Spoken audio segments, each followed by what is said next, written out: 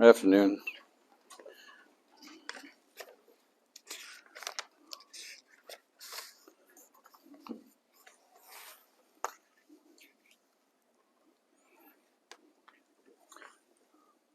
Everybody ready?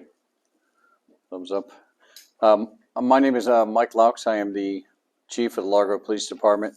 I have Sergeant Chris Keeler and Officer Ryan Clark of the Largo Police Department's traffic safety team.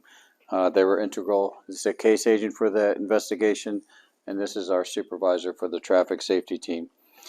I mentioned a couple months ago that I would provide a follow-up as this investigation progressed. While it's still an open and active investigation, it has progressed to the point that the Largo Police Department's traffic safety team has developed charges on Adarius Hayes for 3 counts of vehicular homicide and 1 count of reckless driving with serious bodily injury. These charges stemmed from the investigation into a crash that occurred on May 10th, 2025 at approximately 1:43 p.m. The crash involved 2 vehicles, a 2024 Dodge Durango driven by Adarius Hayes, and the other, a 2017 Kia Soul being driven by Gail Price. Adarius was driving his vehicle at a reckless and high rate of speed while traveling south on Ridge Road. Mrs. Price's vehicle was occupied by an adult male front seat passenger, Herbert Rivera, and 2 rear passengers, 10-year-old Jabari Elijah Solomon and 4-year-old Charlie Herbert Solomon Rivera. Mrs. Price was making a left-hand turn to go from northbound on Ridge Road to westbound on Orangeview Drive. The investigation revealed that Miss Price had the lawful right-of-way when she attempted to make her turn.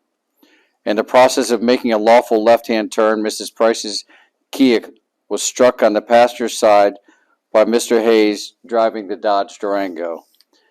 The investigation revealed that Mr. Hayes' Durango was going approximately 78.9 miles per hour 1 second prior to impact. As a result of the crash, Jabari Solomon and Charlie Solomon Rivera, the 2 children, passed at the scene. Mrs. Price passed later at an area hospital, and the front seat passenger, Herbert Rivera, sustained serious injuries but survived. Following the crash, the Largo Police Department's traffic homicide team began an investigation where officers spoke with multiple eyewitnesses, reviewed video surveillance, and conducted follow-up investigations onto the statements provided.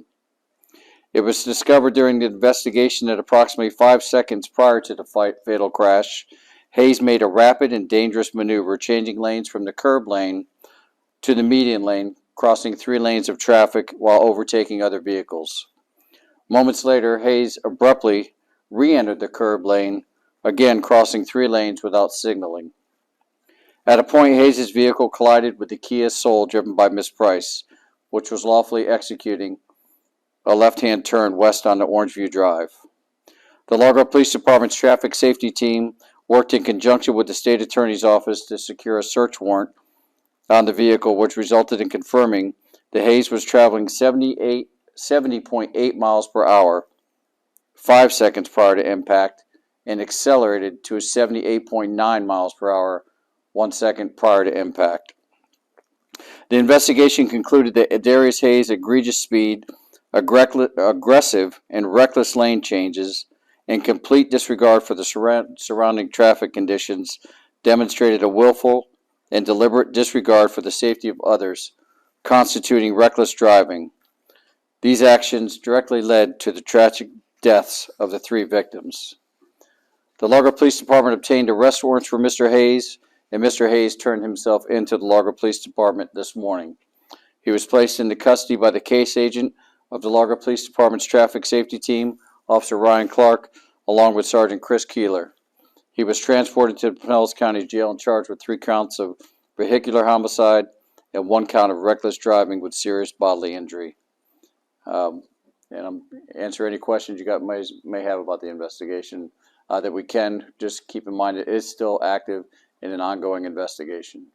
Have you been able to make contact, I'm sure you have, with the victim's family, and if so, are you able to share what their reaction to the charges was? They're pleased with the reaction. We've been in contact with them the entire time. Both our traffic safety team and our victim advocate for the Largo Police Department have been in contact with the family members They've been apprised of every step along the way during the investigation, and that Mr. Hayes has been arrested. And were those, just so I'm clear on the timeline, the charges just brought, and then when he found out about them, he turned himself in, or were the charges brought, several days or weeks ago, and then? So we work with the state attorneys to obtain arrest warrants. During the investigation, representative of Mr. Hayes, because there was no charges prior to working with the state attorney's office and getting the arrest charges, we've been in contact with his representatives. So they were aware about the same time that we were aware of the arrest charges, and they called in and said, basically, can we just bring him in? And yes. Can you talk about how serious these charges are and what the future could look like for Hayes? Well, there are 3 counts of vehicular homicide and the serious bodily injury. Of course, they're serious charges. I mean, you have the death of 3 innocent people that were just traveling on the roadways. So, yes, they're very serious charges. Could you kind of dive deeper into the legwork that had to be done to either, and what kind of evidence you guys found? Was it traffic cams? Was it people's dash cameras? And then, like, what is it, like a black box of the vehicle to find the speeds and stuff? Sure. So when the investigation happens, you have 2 vehicles involved. So what our traffic safety team did is basically investigate 2 separate vehicles, right? You want to look at the Kia Soul, the driving behavior of the Kia Soul that led to it making a left-hand turn to go on the Orangeview Drive, and the driving behavior of the Dodge Durango prior to the crash. So you do the background, reconstruct where they were driving and what got them to the point of impact, and then you put both of those investigations together.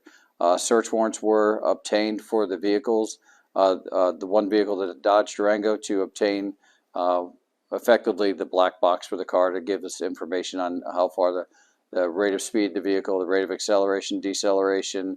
It gives us a ton of information on the vehicle prior to the crash. So all of that information in conjunction with witnesses that were driving on the roadway during when the crash occurred, and we did have a parcel delivery vehicle that was parked on the side of the road, and we had video from that vehicle which showed part of the crash. Has he been cooperating or showed any remorse that you guys have seen? I don't know about the remorse. I know we've been dealing with his representative, and they have been cooperative. Any other questions? No? Thank you, guys. Thank you.